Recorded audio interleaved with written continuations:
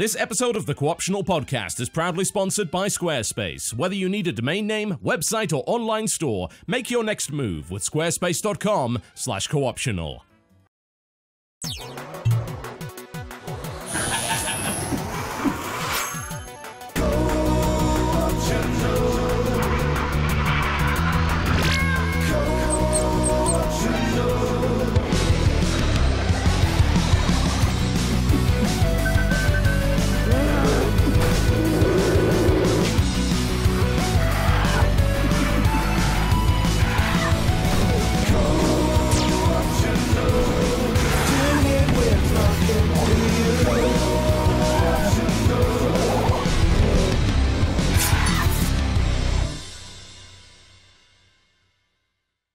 Ladies and gentlemen, welcome to the Co-optional Podcast here on the 24th of April, 2018. Hello. Howdy. Hey.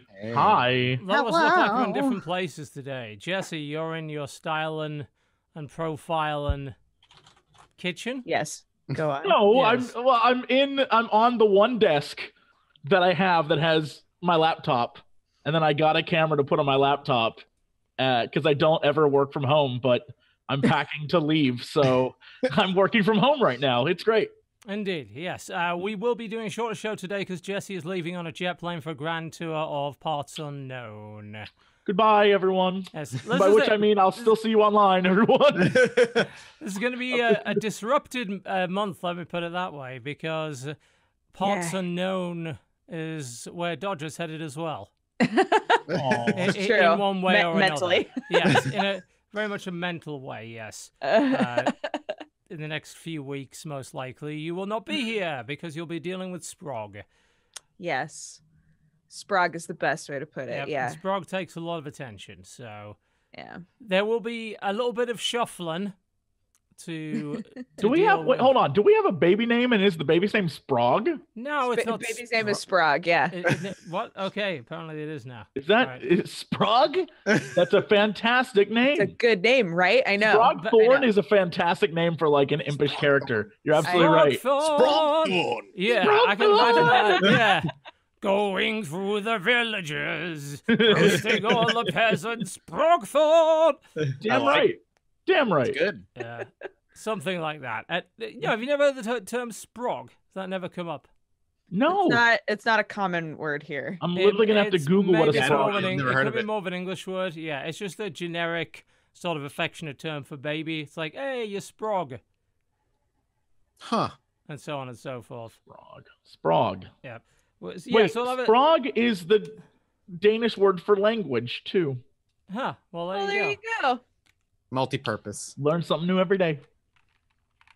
Can I tell you guys a thing I learned? Oof, yeah. Sure. Please. Why not? So Sam and I realize this is a 2-hour show, so I'll keep it short. Sam and I have been waste as much time as you want, don't worry. Sam and I have been working our way through all of the Marvel movies in like chronological order. Yeah, right? quite a few people have been doing that lately. It's been really fun because they're movies like the Edward Norton Hulk movie where you're like, this one is not gonna fit in at all. But there's still like information in there where you're like, oh, that actually like flowed really nicely. And some of the characters show up later in the. I don't know why they. It's great. That Hulk movie. I hate that Hulk movie. I liked it better than the Ang Lee Hulk movie. You know what? Yeah. No matter what, the worst Marvel movie so far is Iron Man 2. That is so bad. No. I think You've you've got to say Hulk is pretty bad.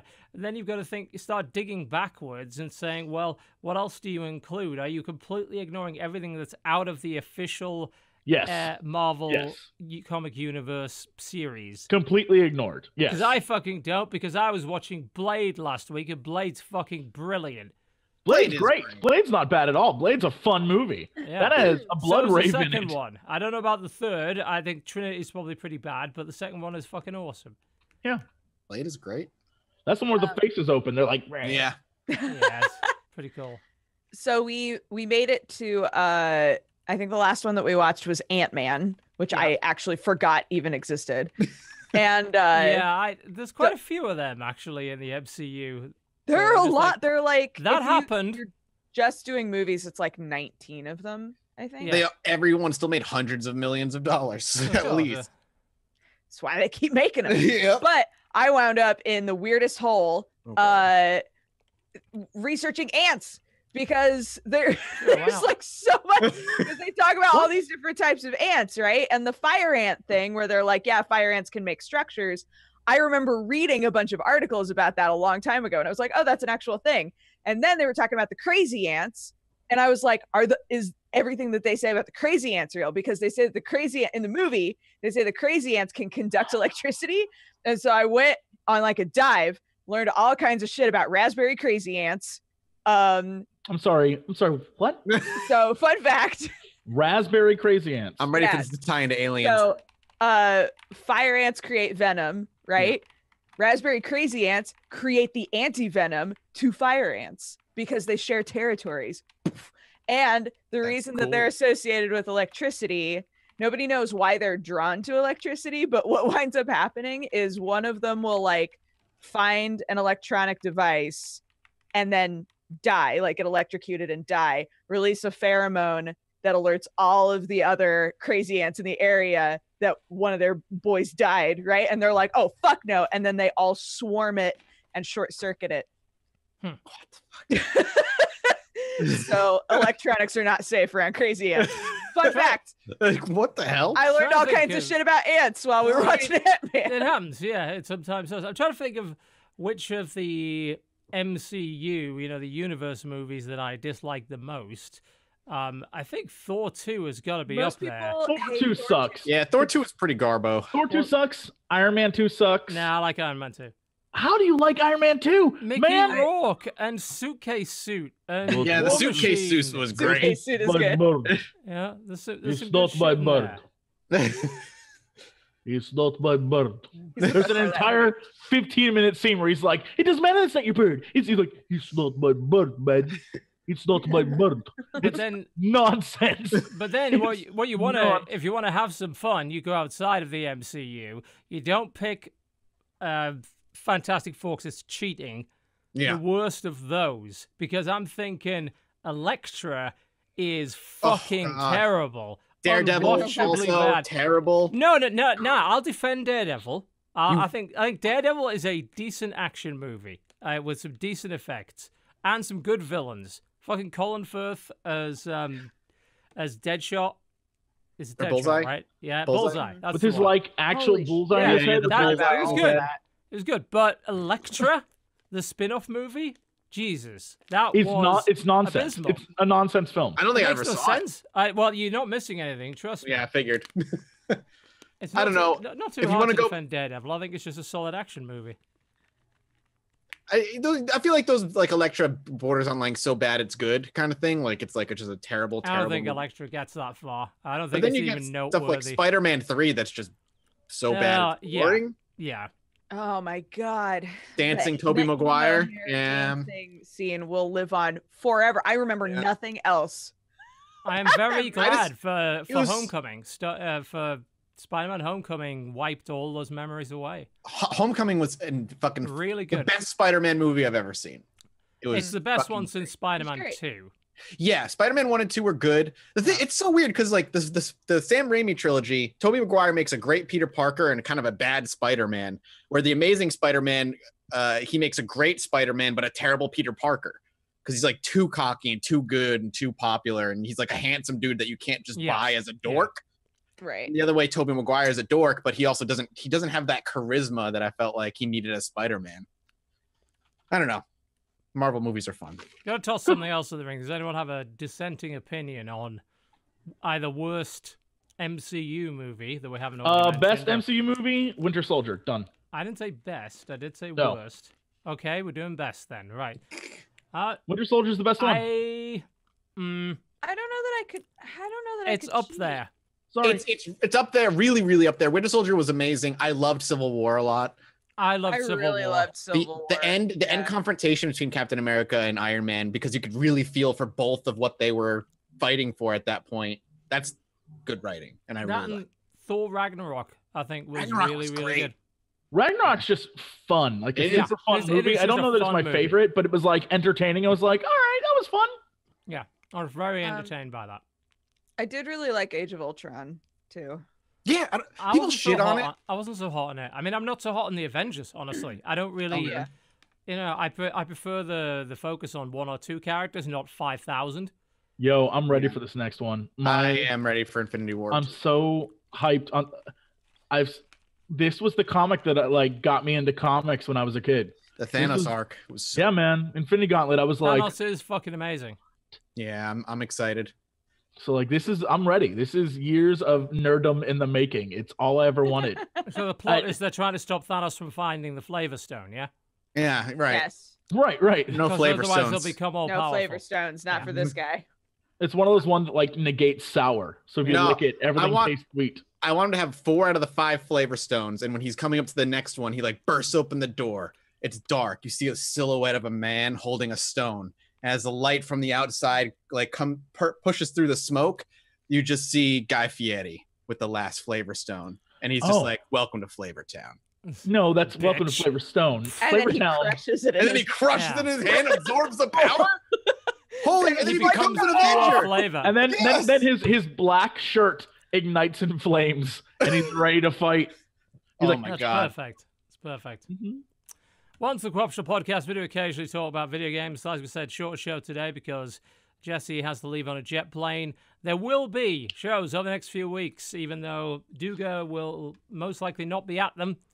Jenna's going to be stepping in for the next few weeks, and a lineup of guests. And I'm pretty sure I got it right this time that DJ Wheat is actually on the show next week. There's going to be like that elusive guest we keep announcing. I was is gonna never say there. he just keeps slipping through our little thing. Yeah, and Jesse says he'll be there, but there may be gaps in the schedule, in which case we'll find somebody else, no doubt. Somewhere. We'll find a cave troll. Yeah. Something like that. We could pay the cave troll a lot less. So that's of benefit. I don't know how much he'll contribute, but hey. I can't promise anything. I make no promises. No, indeed. God of War. Yo. Yeah. I have not played it, so I will act as questioner and interviewer and Jesse's played all of it. I am 7 hours in. I don't know. I don't want to say where I got to because of spoilers, but Yeah. I got to the part where this guy died. Where and, like, so and so died. yeah, somebody And- died. yeah, let's try and avoid story spoilers if at all Yeah. possible. Yeah, this is a super story. Yeah, there's really no way for me to be like, here's where I am. Yeah, if we're gonna avoid without being like, not. spoilers. Yeah. It's like a good 16, 20 hours of playing with Teal'c. And when he says indeed in the game, I literally scream like a girl. I'm like, he's like, indeed. I'm like, that's the thing he does. In Stargate. Yeah, I've played I think 4 hours, something like that. So you and I are probably similar. You literally just probably got the compass. No. Yeah. Maybe I'm further than that. Something that everybody should be aware of is the roving spoiler demons who are on Twitch. They're I've been on 2 different streams where somebody was playing God of War and somebody has hopped in, spoiled the ending, and then left. Oh God. Yeah. It's just You gotta people filter are a just few doing it words, a ton. It's basically. like a full-on Snape kills Dumbledore situation where I'm like, come on, what the fuck? Yeah. Well, Don't do it. It's rude. Don't you do could it. Either set to sub only, so they have to pay for the privilege of trying to ruin everything for you, or get on that filter list and find those words. That's what I did for Star Wars. People try to, even some of the sub tried to spoil Star Wars, and it ended up just being a giant set of message deleted, message deleted. It's like, yep, well you tried. done. Thanks for the $5, idiot. Good stuff. So yeah, just it's very fun to watch people play this game. But Especially on harder difficulties. That seems to be the Yes. consensus. Yeah. That they made a genuinely hard difficulty that is actually fun and challenging. Yeah. So That's my impression. Hard mode is challenging, God mode is like gross. God mode, Talking what about it does like straight up is unfair. like imagine you're in God mode and you go up against an enemy that's already 2 levels higher than you. During combat, enemies will start charging, and if you don't stop them, they'll level up more in combat. So now they're even higher level than what they were when you started fighting them. They do DBZ charge ups? Oh my god, it's God mode is just like unfair early game. Thankfully, even in hard mode, what happens is eventually you get enough money and you get enough experience that you can sort of like combat all that shit and even it out. But early game is rough. Suffering. Just Well, rough. I mean, what's really nice is anybody who played the older God of War games and knows that they were very spammy in terms of how you play. They're totally different. This is an extremely methodical combat system. Yeah, I've noticed that, which is disappointing to me because you just want to fucking swing chains and kill shit. I mean, the thing about it, spammy is a way of looking at it because at a lower difficulty, you can absolutely hit all the buttons, just like in Bayonetta. But at the higher difficulties, you do actually have to learn real combos that do real things in real situations. So the options for both is there. Seeing like God of War be as slow as it is compared to the other games is jarring to me. It's almost like if I were to approach this game, I would approach it as a game that isn't God of War. Yeah, I mean, that's fair. You should. You should. Yeah. Playing with Gerard is part frustration on my behalf because I'm like, don't run in. Don't run in. And he like has that mentality of like he's played a million God of War games, so he's like going ham on shit. And I'm like, don't do it. You can't do that, That's dude. not gonna help. You can't do that. That's not I mean, how. You didn't have leveled up enemies and shit in God of War. They didn't have like level numbers and shit. That you just went in there and you were expected to be able to murder everything that you came across. The game still has like kind of light puzzle stuff. Yeah, that's still has a that. shame. And there is at least 2 God of War style elevator rides where you're just like and enemies fall like jump down and fight you. Those are all right. It's the ones where you've got to like run to one side of the room and just wind a thing and then run to the other side of the room and wind a thing before the other thing unwinds in order to open a thing. That's one of the I think that's a dungeon. I'm not going to spoil it, but that's definitely a mechanic in a dungeon. That all the God of War tropes are there. It's just the combat is more Dark Souls-y. Actually, that's what I was going to say. I hesitate to use. I don't like calling games like it's like Dark Souls, but because God of War constantly evokes for me Dark Souls like feels, not only with its combat and more methodical play and the leveling system and the stat system, but also the world. The world is like a Bloodborne-ish, interconnected, unlocking shortcuts to go wherever you want kind of exploration. And you can go to areas that are over leveled for you and get your ass handed to you and be like, I guess I'll go there later. Yeah, that's neat. I have no objections with having areas that are designed for you to come back to later and you can dip into if you feel like it. That's a cool aspect of exploration. There's also a difficulty mode that's literally just like, I want the story. Yeah, right. You can just like, beat everything. I don't want shit to beat me up constantly. I want this to be easy so that I get the cool story out of it. Yeah, we've talked about that on the show before, haven't we? This idea that there's nothing wrong with having a super easy or even combat automated or assisted mode for those people that don't want to do that sort of thing. It's fine. You bought the product. You should be allowed to play it really, within reason, the way that you want to. Yep. There's a distinct feeling in this one that, like in previous God of War games, Kratos was just sort of this big badass monster man who ran around and destroyed shit. With the power and every once in a while you fight like a giant monster, but it was like, all right, cool, whatever.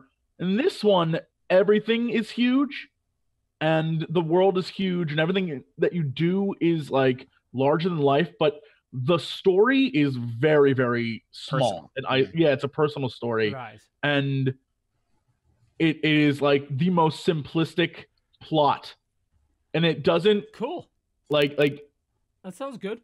Yeah, it's great. It's great. There's so many things that I know that I just want to say to add to the conversation, but I'm just not gonna do it. Well, there's a lot of potential spoiler territory. Oh, there are many, but like, especially game mechanic wise, there are many things that I'm just like, can't talk about it. I wish I could tell you. Yeah. I will say, like, you know, not necessarily, it won't necessarily alleviate your concerns, TB, but as you go further and further and you level up and get more, you do unlock lots and lots and lots of combos. There's all kinds of different combos and combinations of runic magic and stuff that you can use with those combos. So combat is varied and I would say faster than like a Dark Souls game, but it's still methodical. It always stays methodical, but it's never like that simple, like shield up, slow approach. You do want to get aggressive and it's maybe more Bloodborne-esque. Well, eventually you run across, and like, so they force you to learn different styles when you fight. Yeah. And so there's the Draugr, and then they have like the fast Draugr, and then the armor Draugr, and then there are other things that show up that are much faster and like can fly.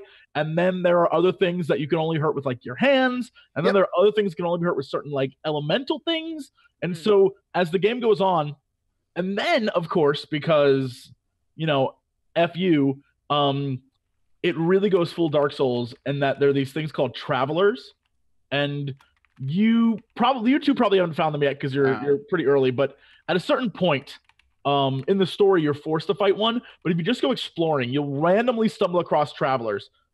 And travelers are just like guys chilling, but they look like suits of armor, and they just stand up, and they're like big armored out Norse dudes.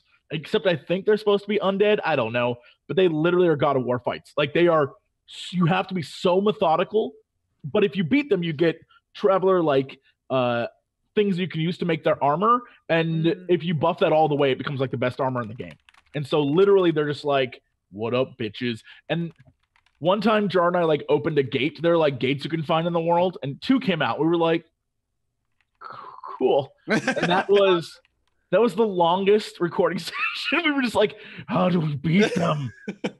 Because eventually, the game just becomes eventually on hard mode at least. There's some enemies that will one shot you no matter what you do. Like one hit and you're gone, and it's like, "Yep, oh, all right, this is fine."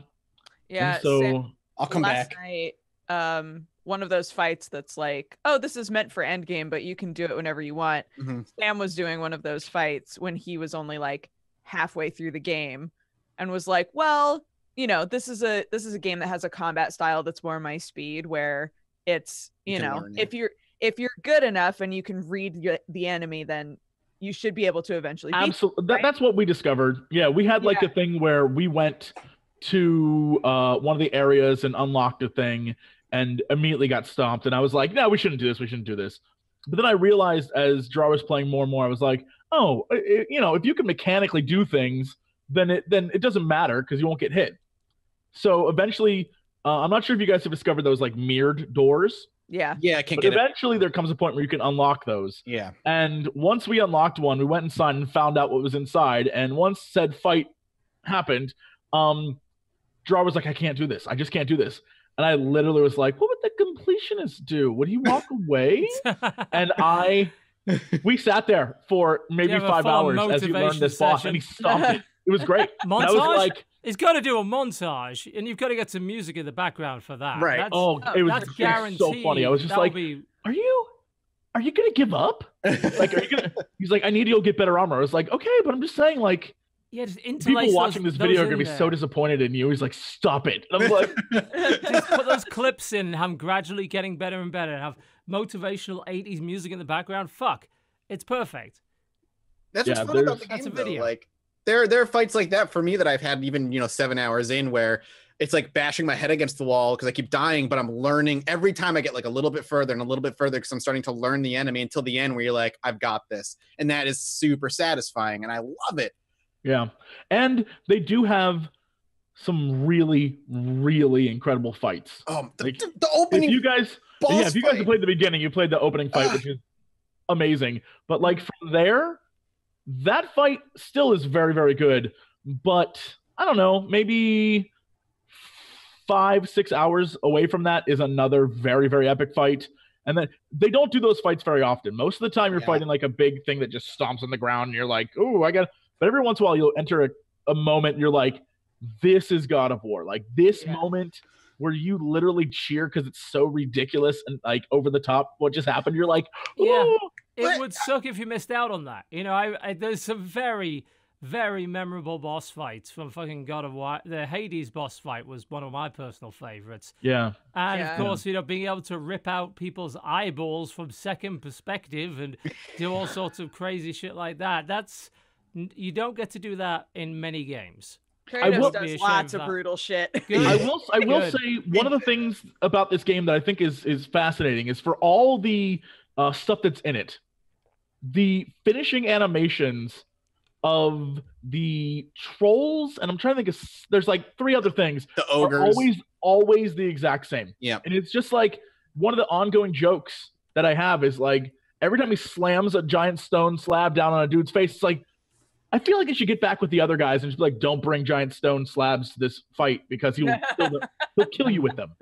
Right. And it's just one of those things. It's like every single time, and it's just no matter what you do, that's how you finish them. It's like, yeah, that is a little lame, but yeah, it's such a small kind of nitpick. Right. Something that you know, you don't need to have played the other God of Wars to play this. This is a soft reboot. That's but is what I was going to get into. Yeah. If you play the other God of Wars, knowing who Kratos was before and how he was such like a rage machine, 24/7, every fight he's screaming and ripping people apart. Yeah. You jump to this game, and it's my favorite part where Kratos is like somber and more in control, but it makes those moments like the first boss fight and those epic boss fights where the guy keeps pushing Kratos and pushing him, and you know deep down Kratos still has what he used to be inside, and he gets in the point, and then Kratos is like, you made me do this, and he just fucking freaks out and becomes Kratos who he used to be, this rage monster. And those amazing fights that happen, that's what makes this so much better for me, because in the God of Wars, it's constantly hammering you over like Kratos is angry, and this one it's like, if Kratos gets angry, you're fucked. And that's what I love. I don't remember if we recorded this conversation that Gerard and I had, but we definitely had it where I said that like the reason why I enjoy this God of War more than any other God of War is because I think right now in my life, like if you had asked me 10 years ago, like God of War or whenever the hell the first God of War came out, however old I was at the time, I was like, yeah, this fucking rocks. And it has this like very what you as a like 17-year-old imagine is fucking awesome. Yeah, masculine. You're like, yeah, you like kill these guys, like fucking. It was a super power fantasy game. It was massive power fantasy game. This is great. And this is not that. This is not that, and it's a game where you have to be very careful, and it's a game that is about like a dad raising his son that he has like no connection with whatsoever. Yeah. And it's very much about a family and not about like awful like Kratos literally 24/7. Not just revenge, but like revenge that makes no sense eventually. We're like, dude, you're just killing to kill. Like, what is your problem? I mean, that was an issue with God of War for a while. It's like after the first game, really, there was a lot of like, like, is there any real reason for you to continue? And then kept pushing it, and then they tried to have a There are more gods out there, guys. More gods. By God of War 3, it's like you're killing them all because you're just so angry now at this point. Yeah, I think you can't do that forever in a game. That's going to get trite. That's going to. But they reference that in this, like what I mean. Which is okay. I say reference it, but it's more. I guess Kratos kind of alludes to who he used to be with one lines here and there. I'm gonna let you know something. This isn't a soft reboot. This isn't even a hard reboot. This is a continuation. Yeah, it is. It is a continuation. Like it still exists in that same world. But do you think you've beaten it? So do you think somebody who never played God of War could play this and enjoy it? Oh yeah. But it plays Kratos' past plays a role. Oh, no doubt. For sure. Before the end, it's a big moments are like, oh shit. So yeah. It's so good. Yeah, I think a lot of people were going a lot of people had the reaction that I had when they first saw the trailer for this game and the gameplay for this game being like, oh cool, so we're just gonna move on to Norse gods now, like we're just gonna move on and like start killing all of the Norse gods. Okay, sure. But there's a lot thematically and like story wise that goes on in this game that is much more layered, much deeper than any of the other games have been. And that's awesome. I'm really happy with it. I never expected in the God of War game to be streaming it and like every hour pausing it and being like, all right, here's my theory on what's happening right Right. Like, a God of War game. I'm constantly talking with chat and being like, here's my theory as to what's going on and what these mysteries are and who these people are, knowing enough about Norse mythology to parse out who's who. But then, you know, with Kratos being injected into it and being like, well, it's not an old God of War game. There's more going on here than what's being shown. I'm just excited to continue. True. There is. You're right.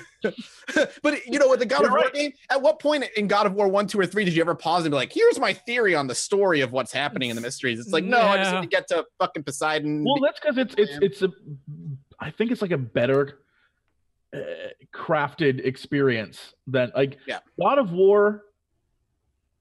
There's no other way they could have gone. If they went back to the previous mechanics, unless you're a hardcore fan of what that was, it wouldn't have been as I would well received. say that I am, but I'm also in favor of shaking things up every once in a while. You know, they did, if you don't count the PSP version, they did 4 games of that, 4 of them. And then they remastered them. And it's like, well, you could make a PS4 version of that, which would probably look pretty fucking cool. But, you know, there are already sort of... I feel there are other games that took the mantle away from God of War when it came to Spectacle Fighter, and I think the Bayonetta was a... It's like platinum. Bayonetta is just better, I think, in my honest opinion, when it comes to that kind of fighting. I mean, even Nier Automata, who is more basic, is still pretty damn good compared to God of War in that kind of fighting. Like, it's enough to sate my desire for that kind of fighting. And there are other companies making those kind of games as well. This sort of behind-the-shoulder, cautious, but not too cautious blend of action RPG, which is what this game now appears to be, which is it has little sprinklings and obvious influence of Souls in there, but it's not anywhere close enough to call it a Souls-like or anything like that. It's not the fucking Surge or Lords of the Fallen or anything like that. Yeah, there's space in the market for that, and it seems like they've done a pretty damn incredible job of it. There's so few people complaining about it. I mean, the only person I've seen complaining about it is, well, me, and that's because of the frame rate. And it's just, and that's just, to me, disappointing. Just, they've got a mode in there that is performance mode, but they can't keep it at a steady 60. Yeah, and they can't even hit 60 in performance mode. No, or barely ever touch it if they even try. Like, from what I saw of Digital Foundry, because I just have a base PS4 and it runs the game at a smooth 30, fine. But performance mode, it sounds like they bounce between 30 and 50 regularly to the point where it's jarring. It can be. Lighting tricks they do on a normal PS4 in order to like make the frame rate not suck are sometimes like you walk into a room and it's pitch black until a few seconds and suddenly it's like very bright and you're like, what?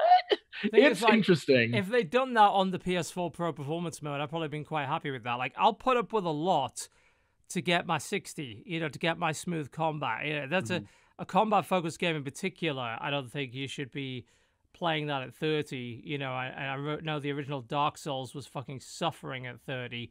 And when people got to play it at 60, when Dark Souls 2 and 3 came out, they were like, wow, this is what I've been fucking missing. It's like, yeah, I don't know. I'll have to try it because I want to know how tolerant I am of variable frame rate that's above 30, because I'm pretty tolerant of it in Monster Hunter. Like, I think maybe that game gets closer to 60 more of the time than this does. I wouldn't know. But I don't mind playing Monster Hunter in their variable frame rate mode. I think it's okay. It's perfectly playable. I actually used to play, and I still do a little bit, Infamous. The original Infamous Second Son came out unlocked, and it was kind of all over the place, but I was still okay with it. And then they locked it because a lot of people were not okay with it. So, you know, you might have tolerance for it. Yeah, I might be. Some people tolerate it, some people don't. I'd say I'm absolutely going to tolerate it more than lock 30. I don't know. I'm willing to give it a bash. The nice thing is maybe that future-proofs it for later, because who knows if we get a PS 4.9 or if we suddenly get a patch, you know, and they come in and they start optimizing that performance mode. Because if they didn't have that in the first place, chances are we're never going to get it. Right. We did, weirdly enough, get it in Infamous. They brought it back when the PS4 Pro came out. But the fact that it's there shows a fundamental shift in attitude. Because previously, that option would just not be there. They just wouldn't even bother. Let's say 30 or bust. We're making a showpiece game for Sony. Sony wants it to look pretty. And this is how we're going to make it look pretty. Speaking of, it is gorgeous. That game is beautiful. My God. The simple, like, distant things that you can see sometimes that are moving and, like, the game is just a sight to behold. It is an incredibly good looking game. It's so fun. And something simple that they do, and I know a lot of people talked about it already, but I want to hammer on it a little bit, is, man, the Leviathan axe is so cool. Just to be able to throw it and return it to your hand, and like Mjolnir, it's basically like Thor's hammer. It might as well be. And a lot of people have been hyping that up. Explain to me why you think that's cool, because I've seen the GIF of it, and I'm the people passing around saying, "Oh, there's amazing." a weight to it. It's hard to describe. The way he throws it, the way he catches it again, that little subtle vibration every time it hits your hand. And it can be used and is used in this game very creatively. And some of the best moments happen when, like, you throw your axe, it hits a dude, freezes him, his friend is coming at you, you pull the axe back and it, like, hits the guy and he flies over. And so now you've hit two guys with one axe, and it's like just a cool moment. There's a lot of fun things you can do with it. It solves puzzles. It's sort of like its own addition to the team. It's great. It's bizarre and weird, but it's great. How long are you stuck with it, like, as a primary weapon? How long are you stuck with it as a primary weapon? I still have it upgrades, so it's kind of your, at least for now, it's one of your two for my two options. So you have your fists and shield, and then the axe. And so you can get into combat and be like, you can hurl your axe at somebody, you'll get stuck in their face and they'll freeze, while I go charging in and start beating somebody else down with my fist. And as he dies, I can yank my axe back, turn around, and start slashing at him. Well, if they already have fist combat, I'm hoping for Cestus. There are other options. There are other options. Big gauntlets. I haven't got any other big, options. huge gloves to punch people. Try not. I don't want to spoil things, but there are. There's another option. Stuff you can use, And you have your boy too, who he has different types of arrows as you go, and they do certain things. And he's actually, you can upgrade him to be more and more and more useful. So upgrade the boy. Yeah, you just give him better skills, and you can get him armor and a better quiver and better bow and better move sets. Yeah, he can jump on somebody, start choking them out, and that kind of thing. Like, he's cool. remembering that he exists and to use him. Well, the thing is so far for me.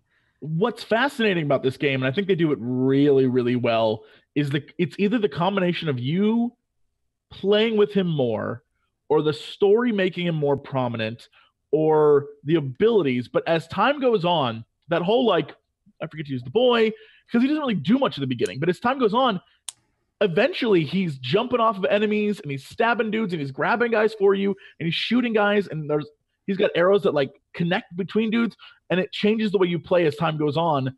And he becomes like a real part of your team, and it reflects in the story. So as the story goes on, Kratos is a character, like, relies on him more. Yeah, relies more and more on the son. And there's an annoying kid, because that was a concern of a lot of people. No, he's not annoying at all. There is growth. It's like there is some major moments for this kid that are just like, whoa. So well, they hint at it right at the beginning, like within the first 20 minutes. They're like, the kid's just like, I haven't been sick in a long time, and you're just like, what does that mean? What do you mean? Well, you haven't been sick there's going to be a big deal surrounding that somewhere, isn't there? We have so few games where you have an adult character and a kid character, and the kid character is not an annoying little bastard. So this is kind of a big deal. Even he's a kid, and he goes through some shit, understandably. Even just like side dialogue, like in the beginning when you're just having nonsense fights with trash mobs, at the end sometimes the kid will be like, how'd I do, father? And he'd be like, be more alert, do this, do that, like kind of scolding him. And at the point I'm in right now, after a fight, he'd be like, so how'd I do? And Kratos would be like, you're doing better. And it's just like that little like kind of off the cuff. The first time he says that, you're like, oh. Yeah, you're like, oh my God, Kratos would never have done that 10 years ago. A lot changes as you play the game between the two characters, and it's really interesting. I'm trying to find this really good joke that I saw on Twitter last night about this relationship. I'll get into it when I find it. I have a really great example of character development, but like I can't say anything. Yeah, don't say shit. I can, it's such a because cool this moment, one but you're just isn't real. like, that's great storytelling. Like the way they, I just can't. But eventually, needless to say, what happens in the game is that a major event occurs and the world sort of opens up. And even though it's not real open world, it's sort of, you have a lake in the middle. Hub world. And you have multiple paths that you can like take. So there's the main world of Midgard, and then there's multiple paths you can take, and each of those leads to different things. Like one is some sort of, let's say, big monster-based thing, and one is sort of like a piratey-based theme, and there are all these different places you can go there in Midgard. And then in the middle of the lake, you have this giant tiers, whatever the fuck that thing's called, that moves, that you can move between realms. And as you play the game, you unlock realms, or you find codices that let you learn the runes that then can help you unlock realms. And so eventually you go to Mufflheim, which is the realm of the fire giants, and that is a, what the fuck is that? That is a like a. This isn't really spoilers, guys. We're talking about no. This isn't spoilers. This is here, like.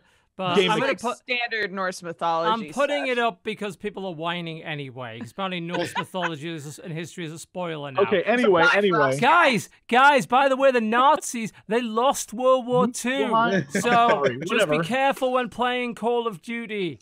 Okay. So anyway, you go to the fire realm, and the fire realm is a gauntlet, right? It's like this crazy gauntlet, and you have to beat all these guys in order to move through the gates. And as you beat them, you get items that then, I swear to God, this game is basically World of Warcraft. I know people are gonna. It is. The items are literally green, blue, purple, orange. Yep. The zones are literally like, oh, this is Outland, and this is the fire. Like, I swear to God, the more I play, the more I'm like, this is just Warcraft. They played Warcraft and were like, let's make a game called God of War, but it's Warcraft. Warcraft, if you will. God of War. Oh wait. You have the fire area, and then you have oh God, what is that fucking thing called? Niflheim, I believe, is the other one. And Niflheim is another event area. So you have all these so these different realms you unlock, and they give you like special things to do and add more stuff to the game. And so I believe there's 2 that are not unlocked yet, which are probably DLC or maybe something for the future. But those are like things that you can do, bonus stuff that you can add to the game. And I think that's pretty neat. And I like that they added stuff like that to it. So it's cool. Cool. Thanks for losing to 1,000 live viewers, by the way, who are scared of spoilers of Norse mythology. Jesus Christ. I did find the joke, though. I found the joke. All right, I'm ready. Oh, okay. Good. All right. Hit us with it. So, and I'll do my best, Kratos, which will not be very good at the moment. Ready. I can guarantee that. All right. So, Kratos says, "Boy, translate these runes." Atreus, "They say up dog, father." "What do you know of this creature?" Good. What creature? "Up dog, boy. What is up dog?" "Not much, father. What is up with you?" "Eyes narrow. I will stay alert for this up dog." Also, classic up dog joke. Yeah, That's classic. good. But I also like in it. this game, keep an eye out. This is for everyone playing. In this game, there are going to be enemies that look just like normal enemies, but are like squishy looking. I don't know how to describe it. They look like they're kind of like jelly-ish. Is this about to be a spoiler? No. This is I'm going to help you. No, that is a spoiler then. What? They're just jelly enemies. Spoiler alerts up. Go. Oh God, the internet can suck my dick. So here's the deal: the jelly enemies, when you see them and they're super rare, are like goblins in Diablo. So if you find them, they're incredibly hard to kill. They'll dodge everything you do, and then straight up just like vanish. Yeah, vanish. But if you kill them, they will drop a shit ton of stuff, and it's totally not even like, I don't even know. It's not even necessary to kill them, but it's pretty cool. It's pretty interesting. Okay, cool. Yeah, so keep an eye out. Is going off now. Yeah, so the consensus seems to be this is a pretty damn fucking good game. Yeah. Yep. I am loving it. Haven't played it yet. I'll try and come around to it. I'll see if I can tolerate the performance mode. If not, it'll get remastered on PlayStation 5. It'll get re-released in 5,000 different ways. You know it'll happen. There's so many good games. I can wait. I really can just wait for a lot of this stuff. Yeah, I don't really feel the need to be on the train with everyone else on this, especially when there are a couple of other great games vying for my attention right now, including Battletech and Frostpunk, the latter of which I have not get to play yet, but I have played Battletech, as has Mathas. Yeah. So, Mathas, you've played far more of it than I have up to this point. You're running a series on it. Tell me about Battletech. Have you ever found yourself feeling as if you're out of place? Something in the world doesn't feel as it should. Do you think that the people around you are not quite on your level? Are you having difficulty caring about anything whatsoever? What is the source of these feelings? Well, there are a number of possible reasons for this, but the most likely in your case is that you have a very high IQ. Yes, that's right, you may in fact be a genius. The world needs more geniuses and their ideas, but that means your time is also extremely valuable. Will you share your genius with the world? Will you rain upon the addle-pated simpletons manna from the heaven of your truly enlightened brain? Of course you will, for you are indeed a generous god. A genius like yourself should not be impeded by fiddly source code, plebeian languages such as HTML, or a complete lack of artistic ability. The solution to all of these is, of course, Squarespace, but you already knew that, because you're the smartest person on the planet. With Squarespace, you can create a beautiful, attractive, and professional-looking website in just minutes with a huge range of expertly designed templates. Simply choose the template you want and use your brain as the source, allowing your revolutionary ideas to unfold on screen.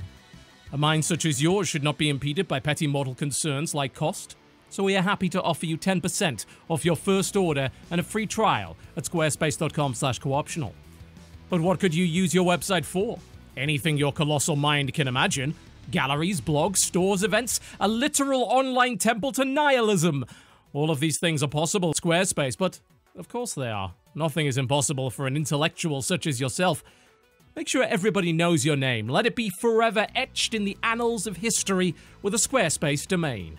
Practically limitless options and no hidden fees. There's no need to share something as sophomoric as a .com when you could pick something truly representative of your shining wisdom like .guru or .dog. Oh my god, they have .dog?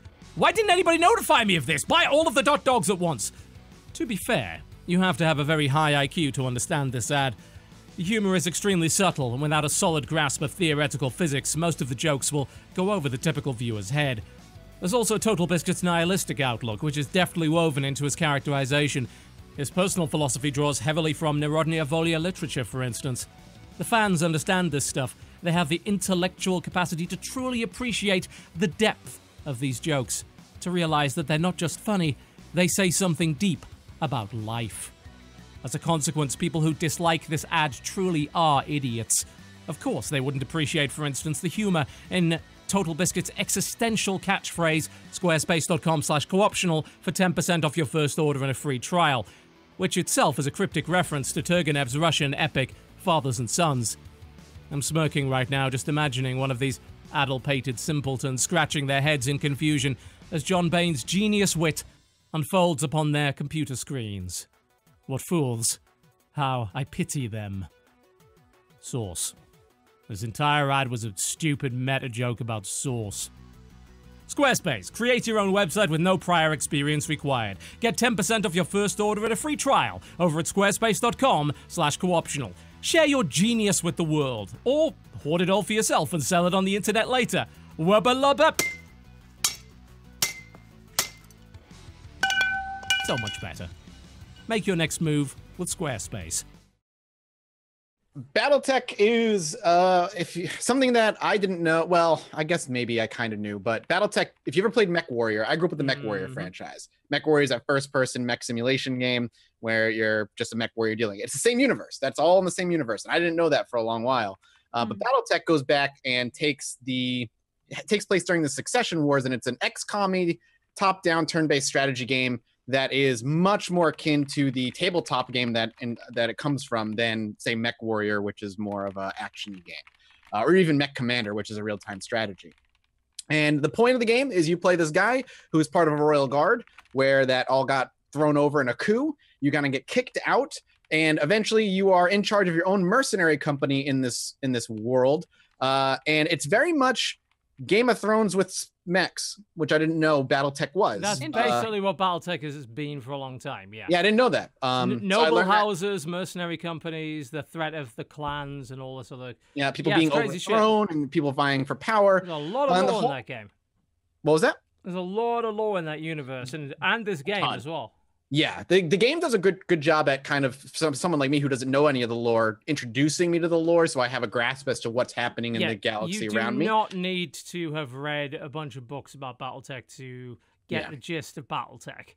No, yeah, it's great. So yeah, it's an XCOM type turn-based strategy where you're running a mercenary company, and there's this main through line critical path story, while it's also surrounded by this kind of sandboxy campaign where you can kind of ignore that and just travel the stars and pick up these contracts and do these missions for money or salvage or reputation. And it's kind of all about you being able to run your mercenary business well, which surprised me when I started playing it. I expected the complicated, in-depth, turn-based combat. I did not expect afterward to go back to my ship and now have to deal with finances and payments and running my ship and the morality of my crew and dealing with events that pop up as you're traveling from star system to star system. Your crew will get into fights. Your crew will want to do certain things, and you have to step and be like, I'm in charge. Here's what I'm going to do. And each one of those decisions will have a ramification, whether it be their morale goes down for 30 days, or you spend an extra bunch of money to make sure they're happy. That stuff really is interesting because the game makes me feel like I'm running a business, which is cool. And I like it a lot. And then on top of that, you have your mech warriors who all have individual levels and experience points, and you have to level them up. And each mech can be modified and customized right down to their weapons and heat systems and down to how much armor tonnage you have on each individual part of the mech, if you want to go that far. And a lot of that is Mech Warrior in a nutshell, until they sort of very much simplified it with Mech Warrior 4, and that was obviously a long time ago.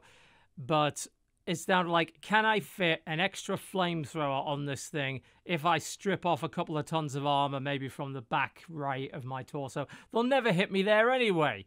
And then, of course, they end up hitting you there and all that kind of thing. But the mercenary management company aspect of it is where the Mech Warrior games have always been strongest. There's been quite a few Mech Warrior games, and some of them have the subtitle Mercenaries. Ones with Mercenaries generally mean they've got scavenging and money management, things like that, whereas your regular Mech Warrior games, you're going to be just progressing through a fairly linear story. With this, they really have gone hard on the mercenary company aspect, and it's good. It gives you a lot to do between missions, and it really affects how you take on your missions as well, because you're thinking less about just annihilating everything in front of you. You're thinking, well, this is going to use ammo, and I'm taking a lot of damage on my mechs here. What if one of my mech warriors gets injured? Then they're out of action for a few days. Do I have a replacement? Right. What if I lose an arm on one of my mechs? Someone's going to pay for that. And you have that decision to make too. Say you lose, and you lose part of your left torso, your whole arm gets destroyed. You lose maybe a really because there's different types of weapons in the game that are different quality depending on the company that makes the weapons. Yep. So maybe you had a really like a incredible version of like a laser on your arm. You lose that arm, it's destroyed. Now you need a new one. You didn't have a backup. All right, let me open up the star map. Let me find the closest rich world with high resources because they're likely to have better companies selling weapons there. That's going to be a 30-day travel. Do I have enough money to last 30 days without taking a contract? Like, to be able to come up from a mission and be like, all right, let me open up my financials and take a look at what I have money to do, what I have money not to do. Do I have time to do this, that, and the other? Do I just scrap this mech? Or maybe I put the mech in storage and take out a second mech that I had sitting there as just a backup to run with for a couple of months. It really is immersive, and I love it. So, looking at this footage, is this an RTS? No, it's turn-based. No, turn-based. XCOM.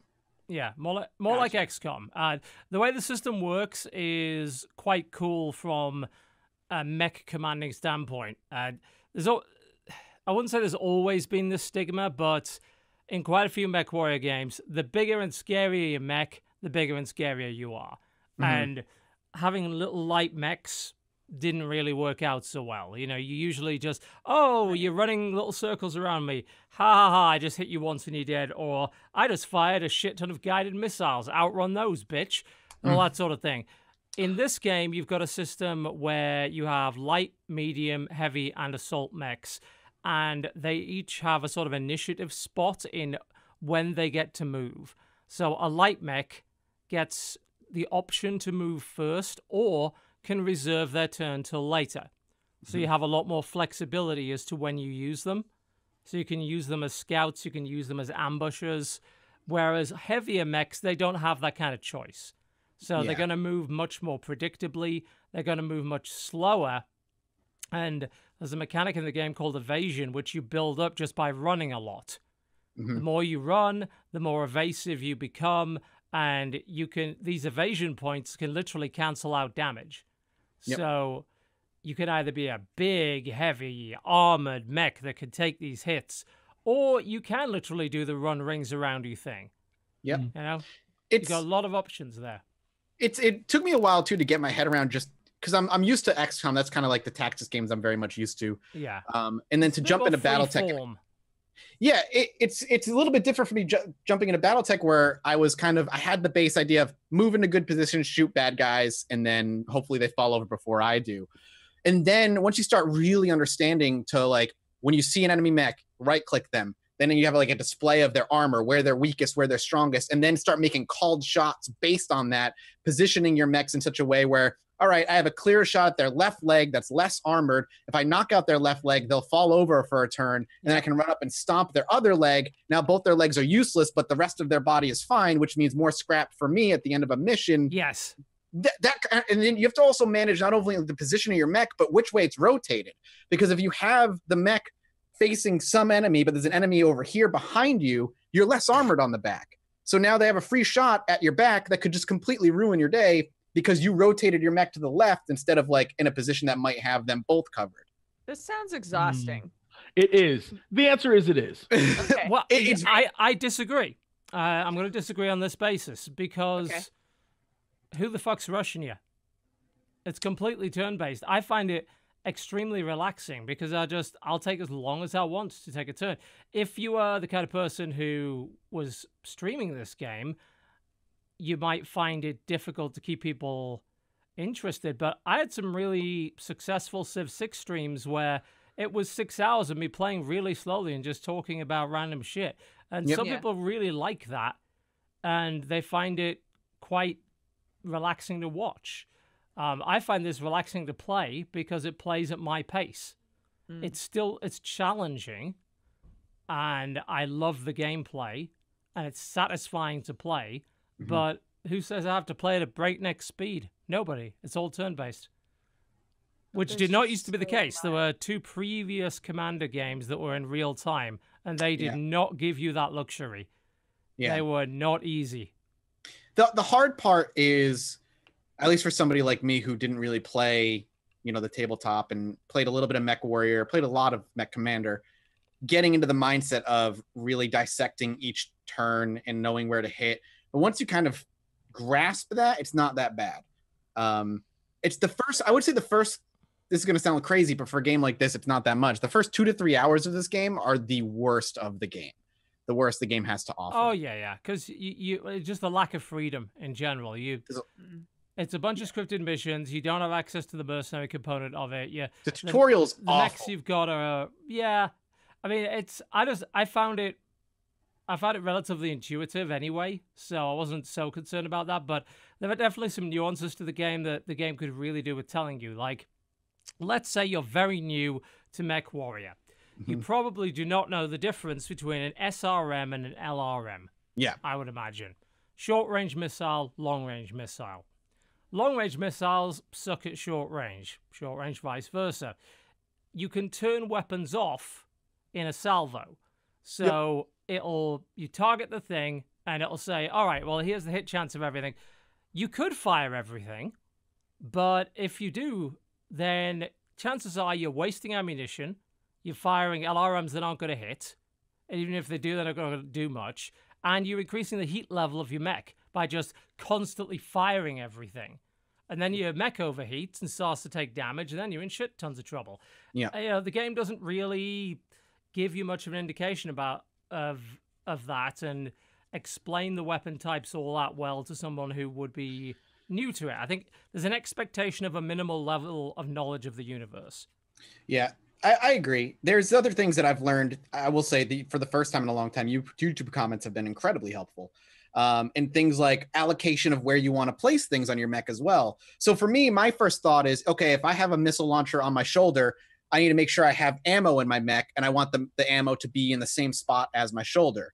That's wrong. You don't have to do that, and it's a bad idea to do that. A bad idea, yeah. Because what happens is if you get critical hit and your ammo gets hit, the ammo all explodes and destroys your arm, and your arm just goes flying. So you want to think, all right, well, I want my missile launcher here, but I'm going to keep my ammo in my right leg. Somewhere else entirely. Yeah. Yeah, exactly. And that kind of thought process is where I am now starting. That's where like my learning curve is at right now. I'm trying to really figure out how to equip each mech and where I want to put things on it and what pilot I want to pilot it. I've got like the grasp of how combat works. Now I'm in like the minutia of how do I make sure that if I get critical hit here, ammo doesn't blow up and my whole mech is gone. Yeah. That bothers people who are like, say, a little bit OCD, who want a symmetrical mech. You can't have it. You can't have one. No way. No, it's dangerous. You can't. It'll still look fine, but you can't really have symmetrical mechs when it comes to the loadout. There's even like different mech frames support different hard points, so some of them just can't have an energy weapon here. So it's like, nope, you can't have your laser here and your laser on your other side because the mech wasn't designed that way. So you just have to get over that or not play this game. You could do that as well. Yeah. Up to you. Yeah, but more or less. Yeah. Currently, the problems that people seem to be having with the game that are in any way important or serious seem to be crash related. Actually legitimate. Yes, actual legitimate problems. There are some issues with crashing. I have to say, I played 2 different builds, including the beta preview build and the review build. I've never had it crash once, but that's just personal anecdotal experience. You always have that refund option if you need it. Give it a shot, and hopefully they'll get that fixed up nice and quick for the people who are suffering that, because it is a great game, and it would suck if it were, if people were not able to play it as a result. There's a lot of character customization in the beginning too, where you choose your history and where your character comes from. That's always nice to have. Gives you little dialogue options as well. Yeah, gives you some neat little dialogue. It's not super deep. It doesn't really change much other than some dialogue options, but it's cool. Yes. Like I like doing something that small because it makes me more attached to my character. It's like, all right, well, now I know his history, his upbringing, his parents, and how he got into the line of work he's in. It's cool. It's like I ran away from home, but then the family was betrayed, and obviously they have stats. So but it also gives you just little changes on the dialogue as well, which is always nice to have. It's a nice little touch there.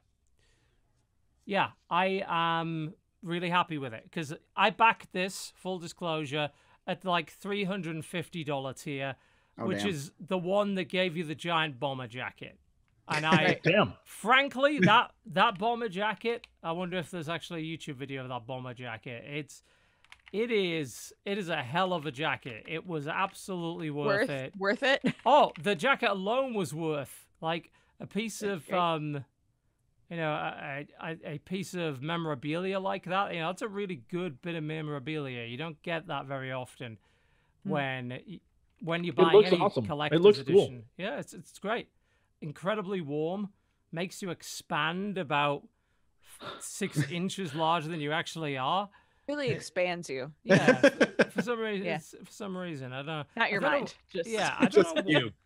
what else was in that. Did they ever have a tier where you got like a physical copy of the game, or no? Probably not.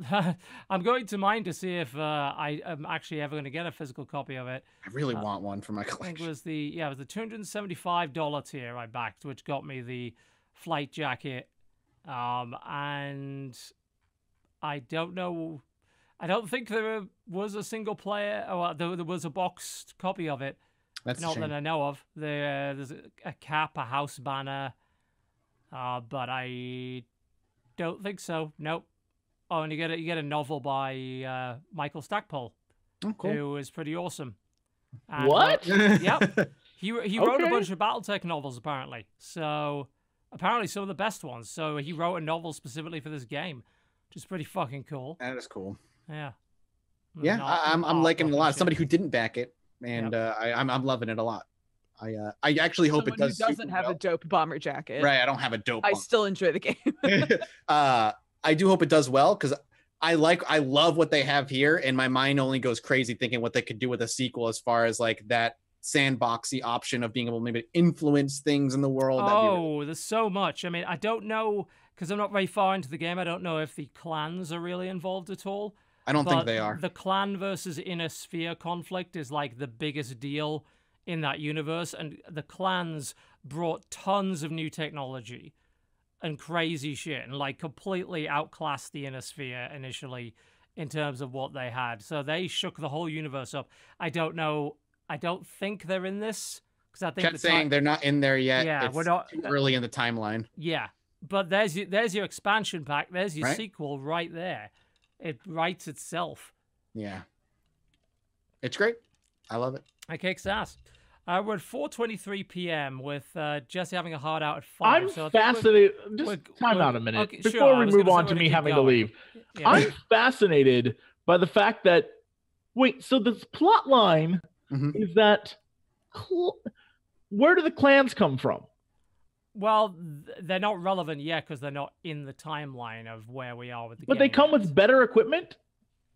Yeah, clan equipment was better. Like it was. But how do they get it? Well, they developed in a different part of the galaxy. When they Yeah, finally there's parts of the roll on galaxy up, that aren't ruled by these governments. these inner sphere houses. yeah. and I don't stuff. like it. So Bring when them they under. finally roll Bring them up- under thumb. Bring them in. Good luck. They got some nasty, nasty shit. I don't like it. So, you gotta Where's watch out the for Where's that. the United Earth? So the reason Best force. chat is actually really good for this. They're like, the clans are from the outer reaches of space and are led by former leaders of the Star League Defense Force. Oh, So it's that like must the be, big I'm assuming the military- Star League Defense Force is where they probably got their good tech. Yeah, They were official army, apparently, beforehand. yeah. fancy. Apparently, they basically buggered off when they saw the inner sphere was becoming a mess and corrupt and everything. And when they show back up with some nasty tech. Give me All give me right. sequel it, expansion. All right. Go. Yeah. I just want to know. I was interested in Because that how. means I can get my Daishi and what was the other one? There's some really cool mech Dakimakura? designs that no. There were some really cool clan mech designs that I used to use in MechWarrior 3, I think, and obviously they're not here. But they look very different. Like they're much sleeker, like they're much more rounded mechs more often than not. Whereas the inner sphere stuff is a lot more blocky. Mhm. So I don't know.